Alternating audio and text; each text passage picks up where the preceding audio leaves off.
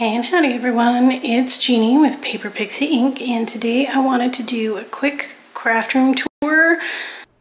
And I did want to apologize. I did the best that I could. I don't have a gimbal for my camera, and even though I had it set for image stabilization, I don't feel like it did a very good job, or my hands were just really shaky today or something, but I apologize because it isn't the greatest.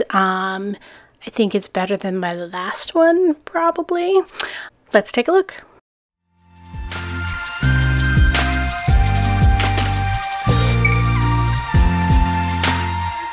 This is my current craft room in our home in South Carolina, and I'm going to be ripping all this built-in stuff out and replacing it with Ikea, mostly Alex pieces, but there's a few Billy and Besta pieces as well. So I have fairly nice double French doors going inside, and then I have this large tea work area. So the cabinets are 24 inches deep. The countertop is 25 inches deep, except for the bottom part of the tea here. This is 4 feet wide. So when you first walk in, this is the end of the tea, the bottom part of the tea, and it's just some built-in shelving that's about 8 inches deep. So I use it currently to house my wafer thin dies, some Prima flowers, some other embellishments and whatnot as well.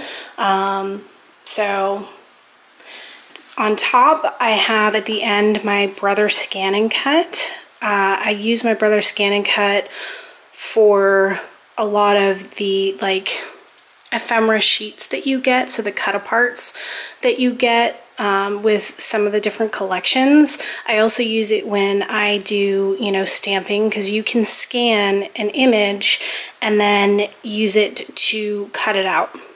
It gets a little bit more complicated with the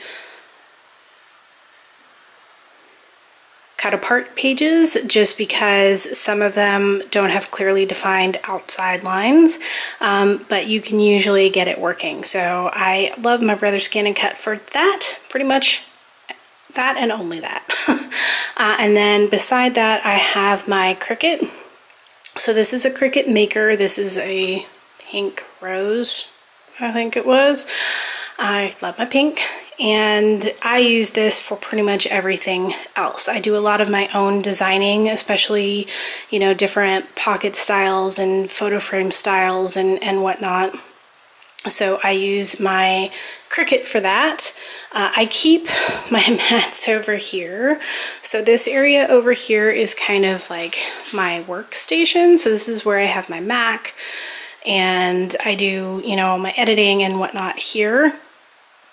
So I keep, this is also a built-in shelf thing. It's kind of oddly sized. So I keep extra paper, my Brother Scan and Cut, and Cricut mats. And I will link the Cricut mats that I use in the description below, because I don't use the Cricut brand ones. I tend to go through a lot of them, and I found that they were getting kind of expensive, not that they're anywhere close to Brother Scan and Cut mats, but luckily you can buy other mats that I find work just as well.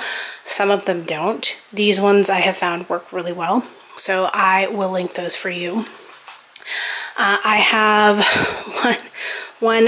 this is a paper holder, paper sorter from Ikea. I use it for different types of like copy style paper. I use it for, I have like labels and whatnot stored on it. I also keep some notebooks as well as all of my photo paper. And then down here, I just keep, there's a whole bunch of different ribbon spools that I have in these little containers. I don't really have anywhere that I can put them or organize them in a way that I can easily get to them. So this is the best that I've got. So moving around, I have, this is my printer. So this is the Canon printer that I use. It's the G7020. Not sure if they make this exact one anymore. I know they make ones that are very, very close. I love this for printing. It has a lot of options. The colors are very real and true, provided you use the correct settings, of course, and the correct paper. And the ink is very inexpensive, like very, very inexpensive. It is a mega tank style printer, so you just buy larger bottles of ink and you pour them in, and the ink lasts for a very long time. So I would highly recommend this. This is the upper graded model, whatever, however you want to say it. It has like the feed scanner and fax and everything, just because I use it for lots of different things, not just printing. And then there is some additional shelving that is up here. I use it for assorted things, and it does kind of span all the way around to the back wall that has a bunch more. So this is my workstation. This is where I do most of my editing work and posting and all of that fun stuff. It's kind of a mess at the moment, sorry. And I just wanted to point out, this is a flex spot desk. It raises and lowers electronically, and it has settings so you can set it to a proper standing height for you and just hit the memory button for it. I love this desk. It works really, really well. I don't know how well it would hold up if, you know, you were using it for, you know, something really heavy or you were leaning on it a lot, but for my purposes, this desk works really, really well. So this is another built-in, I guess, novelty style shelf. It's like 5 inches deep. I use it to store, these organizers are from Stampin Storage. They are the whale tail punch and the lockdown punch holders. I believe they're both the standard sizes. I'll link everything again for you guys, but I love these organizers and they fit on these, so they're handy for me because I can just reach behind me and grab them whenever I need.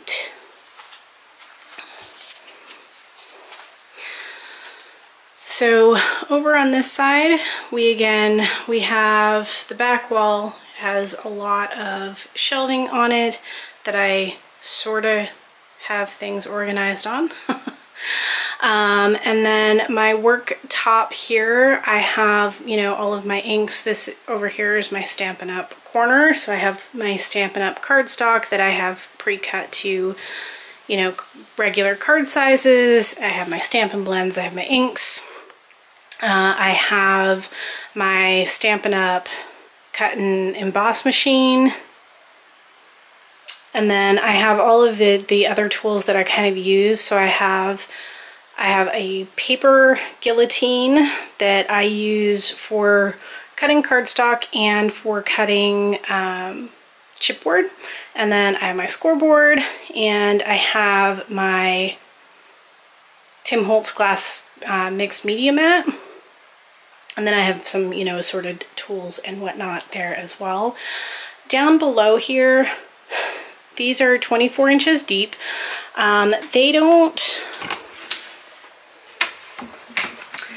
So they open like this, and they have deep shelves in them because they're 24 inches deep, but the space is kind of difficult to use and weird heights. So I have these little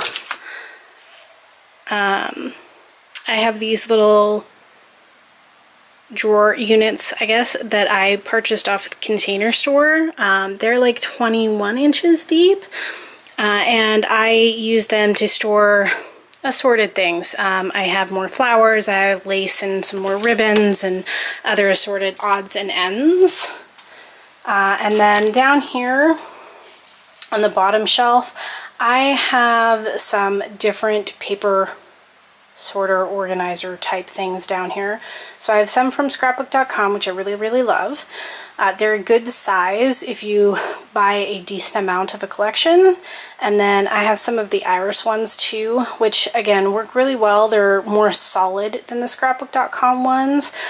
They do take up more space, and they don't stack as easily because they're not squared on all sides. So, and then over here for this one, I have, these are some, the top shelf are some scrapbook.com organizers, and then some scrapbook.com storage envelopes, and then on the left I keep all of my different embossing folders and whatnot that I have. So I have my stamps to the right and my embossing folders to the left, and then behind those I just have some other assorted odds and ends that I don't really use very often, or that I have extras of, like glues and whatnot. So down here I have more of those drawer units from the Container Store. I also have a container smack in the middle that houses all of my larger dies. And then down on the very bottom I have some assorted items, I guess. So I have the containers that I use on the right, those steel kind of sheet looking like things. Those have all of my foam applicators, my domed foam applicators from scrapbook.com for all of my Distress and Distress Oxide inks. And then on the left I have all of my assorted envelopes that I use for my card making. And then in the middle I have a few different things there, but mainly it is all of my different coils for my bookbinding. Under here is where I keep some other assorted odds and ends, some backdrops and whatnot for taking photos, my trash can, obviously. And then I have one of these rolling carts from Ikea. Currently it mainly houses most of my assorted items for my sewing machine, so different thread colors, all my metallic threads, colored threads, white threads.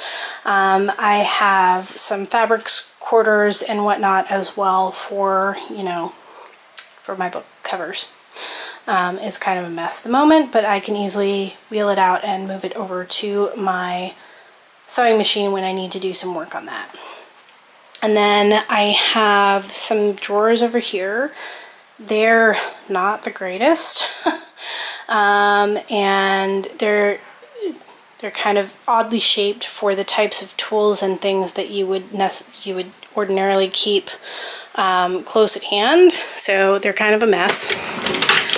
So as you can see, there is, you know, assorted items in here, and I have these containers. These containers here are stacked too deep, so there are items underneath them as well. So I keep all my different adhesives and whatnot in those. All of the smaller items that I try to keep on hand. So, and then the rest of the drawers are kind of much the same. So this is my workstation. It has recently been upgraded. This is the Glide Gear mount. It works really well, and it's great because you can attach additional peripherals, if you will, to it. Unlike the Archon mount, where, you know, you could mount your camera and your tablet and that was about it. So this allows me to mount various lights so I can get them up off of my desk, mount my camera, which is in my hand at the moment, so obviously it's not mounted, and, you know, you could do screens, whatever.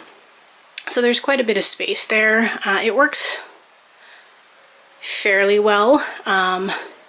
When I redo this room with my Ikea stuff, I will eventually have this hung from the ceiling, which I think will make things a little bit easier for me because then it won't be on my desk at all. So I do keep lots of little bits handy for when I am crafting. So I have all of my different little, you know, pieces for, you know, rhinestones and charms and whatnot, sequins. I also keep all of my chiffon ribbon in those pink units that you see stacked there.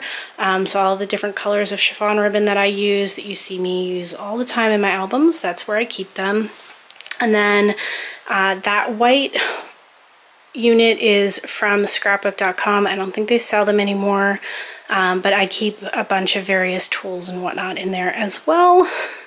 And then, oops, sneak peek to an upcoming project.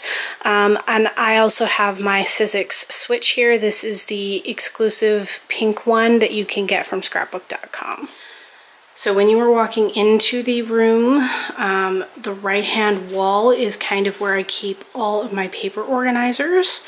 So there's various places. You can see behind that create is a whole bunch more cardstock. So this is kind of my paper wall, if you will. Underneath there is more storage. So these cabinets are again 24 inches deep. I have different organizers in here, a bunch from my old Craftroom, the white bins, and, you know, assorted others. It's a mess. I'm not going to share it with you, but this stores, you know, a lot of my other, you know, chipboard pieces and, you know, wooden pieces and a bunch more ribbon.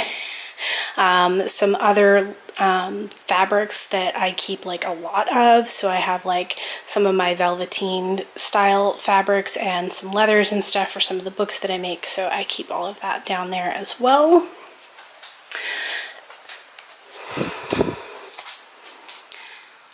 So on the wall to the right of the door, when you first come into the right, so I have these acrylic picture shelves. I purchased them off of Amazon. I have them in a few different sizes. So I have them in a longer, deeper, a shorter, deeper, and then on another wall I have ones that are not as deep. I am using those behind my door. So I use it, these are all items that I used to keep in the Alex drawers, and unfortunately I don't really have the space currently to put all of these things in a way that works for me, so I am storing them all on the wall instead. So over here, this is on this back wall. So I have, these are the other acrylic picture shelves that I have. These are very, very shallow. They're just wide enough for like sprays, for example, but they work really, really well because this is a space that I have behind my door. So I have my, this is the closet door in my craft room. It does not, it's a disaster at the moment. It's a very weird space because it's like 5 feet deep, but it's only a couple feet wide. So the space in it is kind of difficult to use, and I have a lot of stuff just kind of crammed in there right now because I don't have any other way to organize it. So I'm not going to share that with you right now. So over on this side, this is, I have more inks along here, as you can see, and I keep my sewing machine over here, so when I have to do sewing on my pages or I'm making my book covers, this is where I do it. So this is a Brother sewing machine. I really, really like it. It was a little bit more expensive. It is a computerized system. It has a lot of different stitching, and it also has the some monogram options. It also came with this cover as well as the extended platform, so I find it really, really easy to use, especially while standing. It works really, really well. It's easy to thread. I know that there are cheaper options out there, but I don't just use this for, you know, my bookmaking. I also use it for, you know, hemming curtains, hemming pants, you know, it has multiple uses. So I have also down here some more drawers and some more cupboard space. Generally speaking, in the cupboards, I just have more of those drawer units that I showed you from the Container Store. They house various pieces that I use. This side is mainly items that I don't use as frequently, so they're not as close at hand. These drawers contain more cardstocks and other assorted like papery items. So I keep a lot of my 110-pound cardstocks in these drawers, as well as extras of other companies' cardstocks. I also keep extra sheets of like foam sheets and vellums and other items that I don't necessarily use as frequently. I keep those in there just so that I can easily get to them when I do need them without having to like climb a ladder, because other than the first shelf here, I'm short, so I generally can't reach a lot of this stuff without having to get my step ladder out, which, I mean, I keep one close at hand, but it's still a pain when you're in the middle of a project and you have to stop and get that out in order to get an item that you need. So this is my craft room. It's sort of clean-ish and organized, but I will be packing all of this stuff up soon and putting together a whole lot of Ikea pieces, demolishing this room, redoing it, because obviously with all of this built-in stuff I'm gonna have to do some work on the walls and repaint and whatnot. So I have quite a bit of work ahead of me, so if I go MIA, you guys will understand. I will try and do a new tour once I have everything in place, but this is going to be quite a work in progress for a while, I think. So I hope you guys enjoyed this tour. I know it was kind of quick and not super in depth. A lot of my organizers and whatnot are still the same as what I used to use in my Colorado craft room. I will link the video for that one. And again, once I have my new craft room set up, I will go ahead and do a tour for that as well. So thanks for watching, everyone, and I will do my best to link as much of the items that I have shown you in the description below. If you guys do have any questions, please feel free to drop me a comment and I will do my best to answer as much as I can. Thanks, everyone.